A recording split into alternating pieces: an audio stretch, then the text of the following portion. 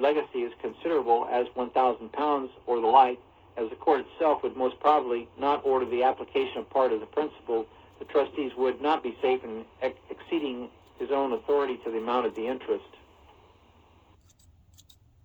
32. Maintenance where father alive. Where the father of an infant is alive, trustees should, in granting maintenance, bear in mind that the court never allows the father maintenance out of his children's property without the previous inquiry as to his ability to maintain them himself. The term ability, however, is relative to the position of the father and children, and the maintenance has been allowed to the father who had 6,000 pounds a year.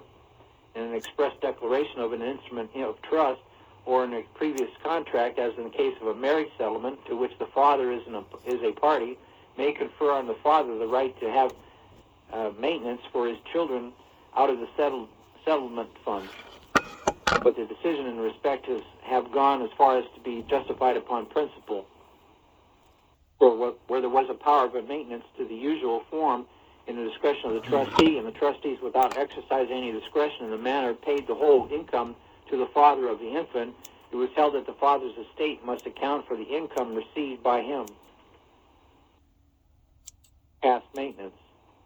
Where the father had borrowed money and enabled him to keep his infant children at school and was unable to repay the debt, the court allowed him to recoup the amount so borrowed as an allowance for past maintenance. 33. After death of father. It was formerly much doubted whether after the death of the father maintenance could be granted to the mother so long as she continued a widow without an inquiry as to her ability.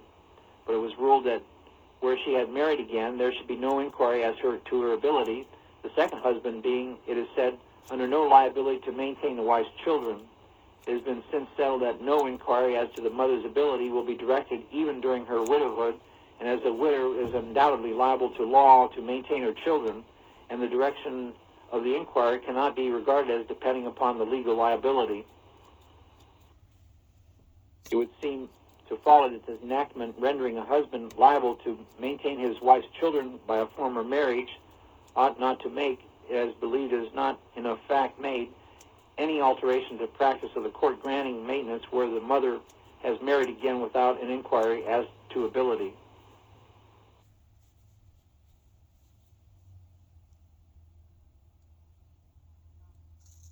Number 34, where accumulations directed. Where a testator's life or property in value of 10,000 pounds a year to be accumulated for 21 years, and directed that the accumulations should be laid out in purchase of lands which, after the expiration of 21 years, to be held for A for life, and after his death of his sons in strict settlement, and A's income was insufficient to enable him to bring up and educate his infant son in a manner suitable to their prospective position in life. B.C. Mallins allowed him 2,700 pounds a year out of the income of the property, with liberty to apply for an increased allowances if necessary when the children grew older. But in a subsequent case in Ireland where the circumstances were similar, the court refused to follow this decision of B.C. Mallins and held that where there is an imperative trust to accumulate, it is the duty of the court to carry out the testator's intention, and that the court has no direction to allow maintenance out of the income, and the Irish decision seems to be in accordance with sound principle.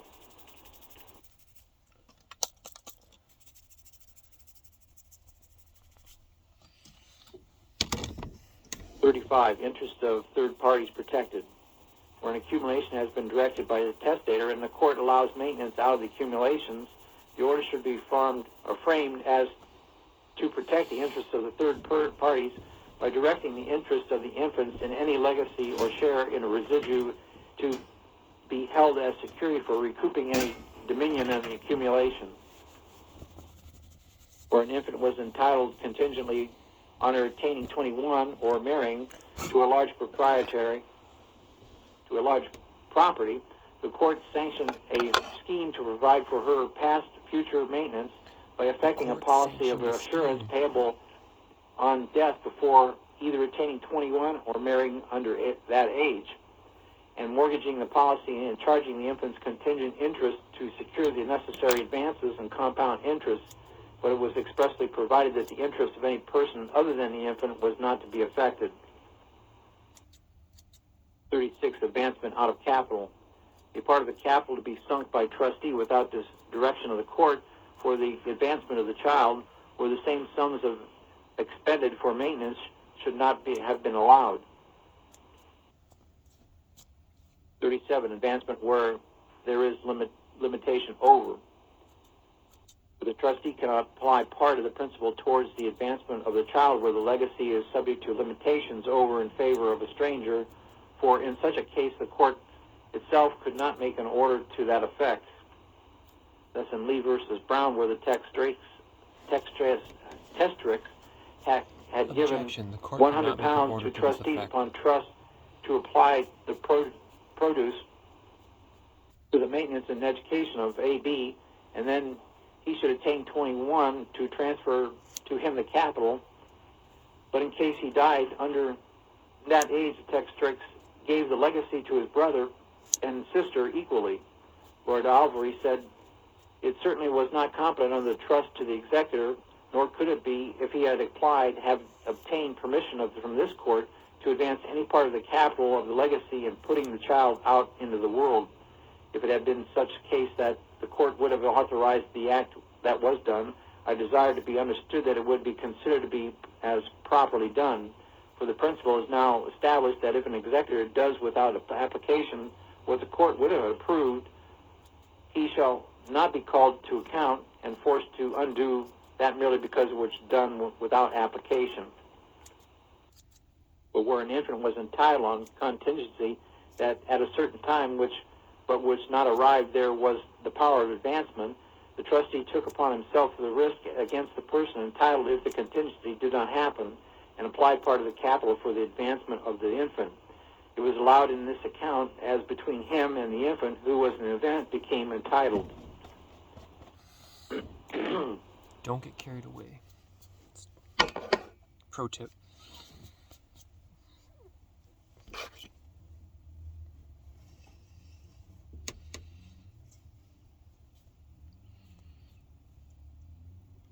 Where there was cross limitations amongst the children, and where the legacies have been given to children payable at 21 or on marriage, with limitation over the death of any child before attaining 21 or marriage, not in favor of a stranger, but for the benefit of such of the children as should attain 21 after 21 or marry, the trustee who had paid the premium on the apprenticeship of a child who died under 21 was allowed it by the court.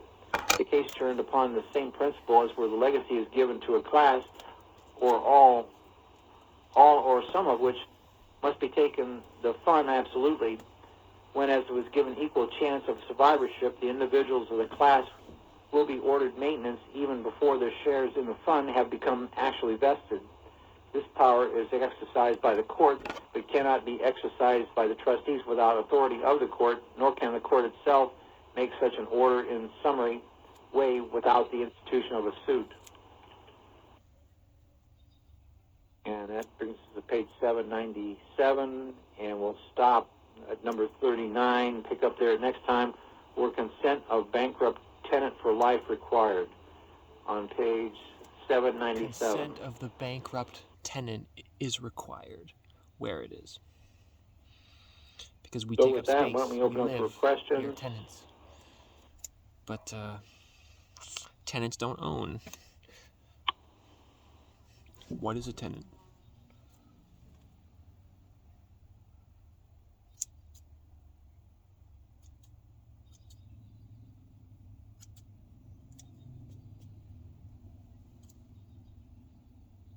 Questions, anybody?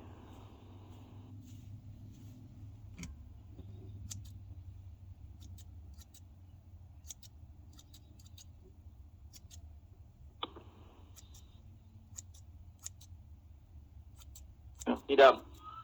Hello, Matt. Hi. Sorry about that. Okay. You ready to open up for questions? Yeah. All right, we got our first caller. Blinded by the light. How are you? You've been unmuted. I'm doing good. Welcome. I was talking, but I was muted, so you didn't hear me. Which some might think that's a really good thing. Hey, Kristen, how are you doing tonight? Okay. I just Exercising my voice. Oh, okay, I'll try to take a little bit of a load off. A lot of people are really interested in what's going on with these cases doing, and so I wanted to give you the latest update on the newest hypothetical one. Yeah, okay. Okay. I had checked Hypothetical. the online clerk's sequence of, all the events in the case, and I saw that it looked like it was still, a go today, so went over to the courthouse, loaded up the meter with a bunch of quarters, and went in and went through the screening, and then I got to the bailiff, and the bailiff said, oh, your case has been canceled today. I said, really? And he couldn't tell me, who canceled it or what. So when I got home, I called the foreclosure case manager's office, and they told me that the opposing counsel had, at the last second, had, closed it down, canceled it. And I asked why. Did they give a reason? And apparently they needed to put in a new affidavit. So this is really interesting to me for a bunch of different reasons, but the complaint and the affidavit, that's what constitutes a lawsuit, right? I mean, people do a complaint and an affidavit, and they go pay their money, and they file a lawsuit. Yeah, because the affidavit is a sworn Right. state affirmance of a party making the accusation for the claim. Right. So I have one case where apparently everything's fine in the case, but they want to go back and amend the original complaint. And then I have this one today where they want to go back and put in a new affidavit. So I guess what my first question would be They is, put in a complaint? I'm sorry? When they're redoing the affidavit, did they put in an amended complaint? They put in a motion to amend their complaint Okay. on the one. Oh Lord. What were the reasons for amending the complaint? Oh, they haven't.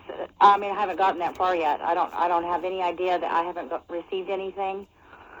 So I'm really curious about that one. And then the one today, they want to put in a new affidavit. So because the complaint and the affidavit is essential to start any lawsuit, my question would be, I mean, I don't see how they can go back and amend one of the two essential elements that they have to even file a case against somebody. Well, I just feel like with the state that you're in and find out whether or not they're allowed to have one amendment by right, but you can still object to an amendment, put in a motion in opposition and state the reasons why and the grounds. Mm-hmm. Well, for example, unopposed, if you don't oppose it, then it will be standing as good then. Right. Yeah. So I would have put a motion in opposition and state the reason why it shouldn't be allowed. Right. Well, for example, I'm here in Florida too. So, for example, if like in just say foreclosures, for example, if it's found that an assignment was done after the case was filed, it's something that is not correctable. They can't fix it. They have to dismiss the case and refile a new case because at that time that they filed the case, they did not have standing. They were not the real party in interest. Right. Okay. This case support that, and that should be a motion to dismiss, and that should be granted. Right, with an assignment that's done after the fact. Yeah, But, the assignment had to have standing, had to be completed, had to be attached to the original pleadings, the filing, in order for them to be the real party in interest in order to bring a suit. If it had been transferred to them sometime after the filing, then at the time of filing they didn't have standing. They had no authority to bring the suit, and that should be motion to dismiss. That's what I would do. if you're talking about an assignment done after the fact, right? After the filing date of the original complaint. Right. Now, I believe in Florida, I could be wrong, but I believe they can redo an answer if the opposing side hasn't answered Yes, yet. I am. And if they wanted to, I could be wrong. I'm not really big on. I don't think anywhere that if a party does not have standing at the filing of the complaint, you don't have the ability to bring forth a complaint. Right. I mean, now, that was just an example I threw out about the assignment. If you don't have the right to foreclose, that's transferred to you or in some other way, then you don't have the right to bring a complaint. You've got a frivolous complaint. Right. Well, the assignment thing I just threw out there as an example, but here's my question. Okay, because the complaint and the affidavit make up the so-called standing or cause of action or whatever, right? I'm having a really hard time trying to. Here's what gives it. It's not just that. It's I forget what rule it is in Florida. I think it's like 1170 or is it 12?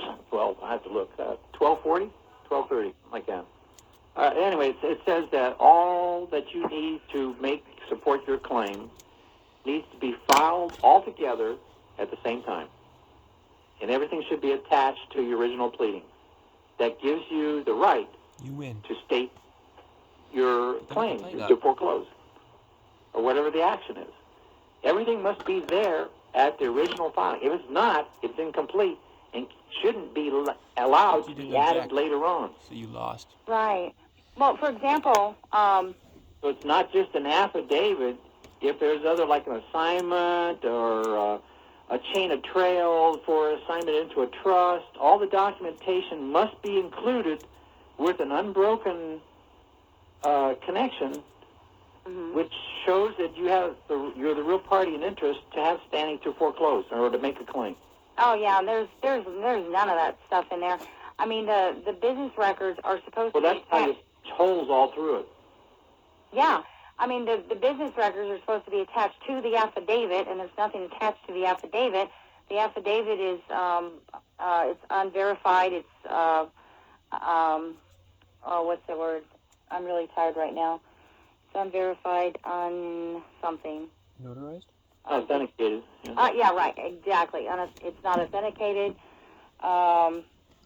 It's just somebody wrote something on a piece of paper, and it's not.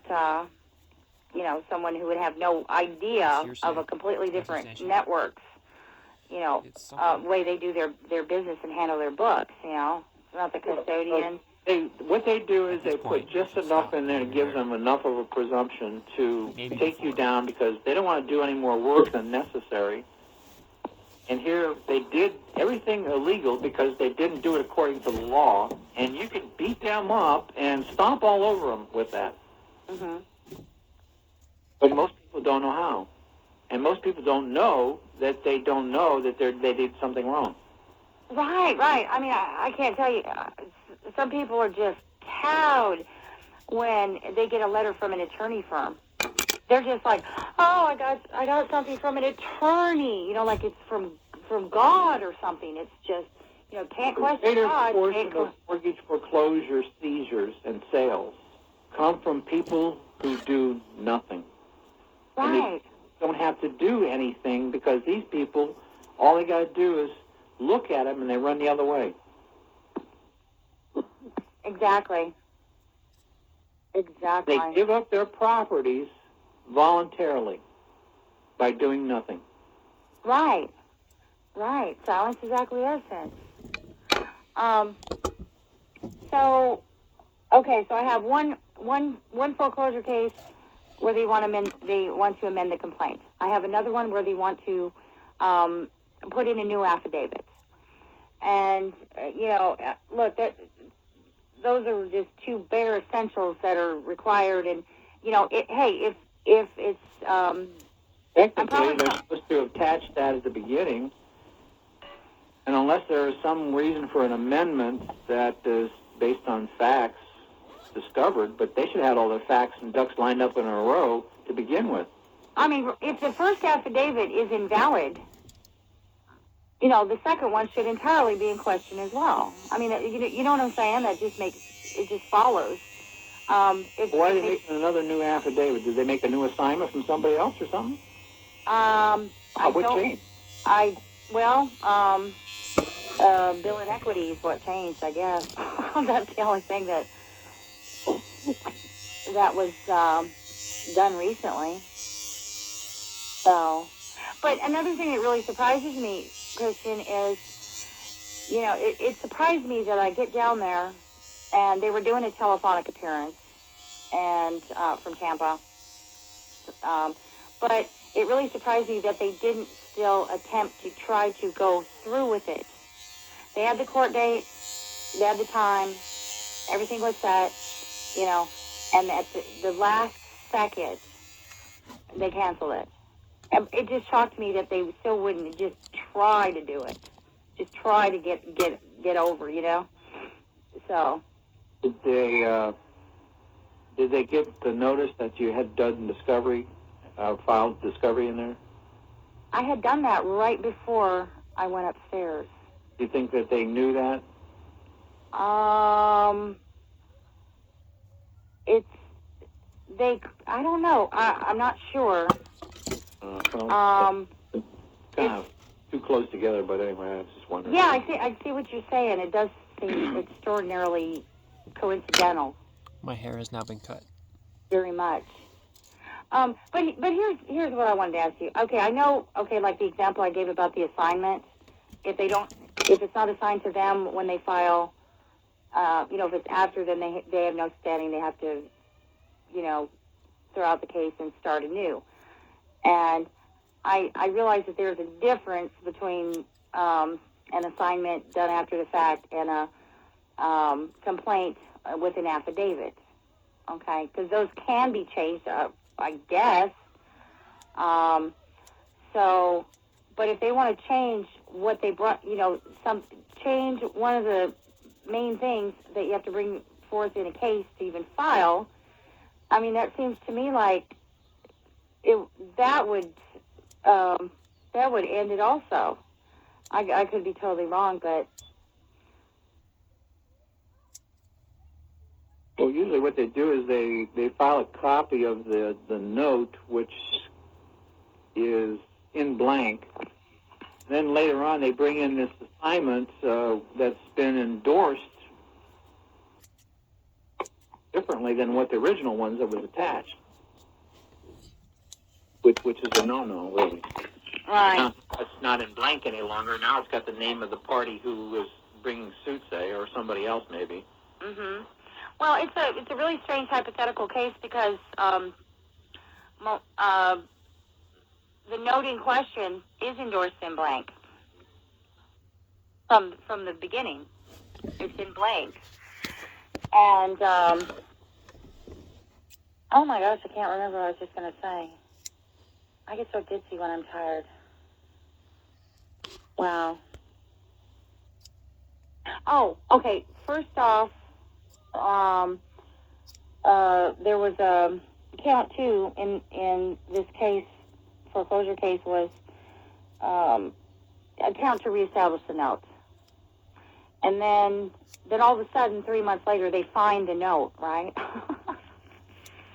But it was amazing because they do an affidavit Don't get carried that they away. lost the note, but they don't know when they lost it, but they knew they had it, but they couldn't say when they had it and when they lost it. It's like, oh my, you know. Is that why they want to make a complaint, because now they found the note? They found the note earlier, like months ago. This is something absolutely new, and I'm sure it doesn't. Someone said, well, do you think it's an affidavit for attorney's fees? I said, I don't think it would be. No, I don't think so. There's something seriously wrong, you know. But it was really kind of funny because there were some institutions out there that stopped going forward to make sure they wanted to make sure that all their affidavits were good, and then apparently they felt they were, and now apparently they're not. So. Well, an affidavit is the lowest form of evidence. Right. Yeah, it's really amazing. You were talking earlier about how Does it look bad? an individual or living people are part of a trust, right? Yes, it's a relationship between living Effort. people. You will improve. So That's We what are a the trust reality. is. A trust is copies not us. a relationship between dead people. Everything copies God. okay, well, Fictions. We're built in God's okay, image. but in one of these hypothetical cases, The they status of trust is not a fiction. And that was with the straight. That was with the what do they call Okay, it? The so, construction paper scissors. what if, Drafting scissors. are you saying that a fiction cannot be a trustee for a trust? I don't even need these. Well, only as a straw man, because there has to be a live person behind that straw man to be the trustee. Okay, so it That's can't a be. real live person, a real live person.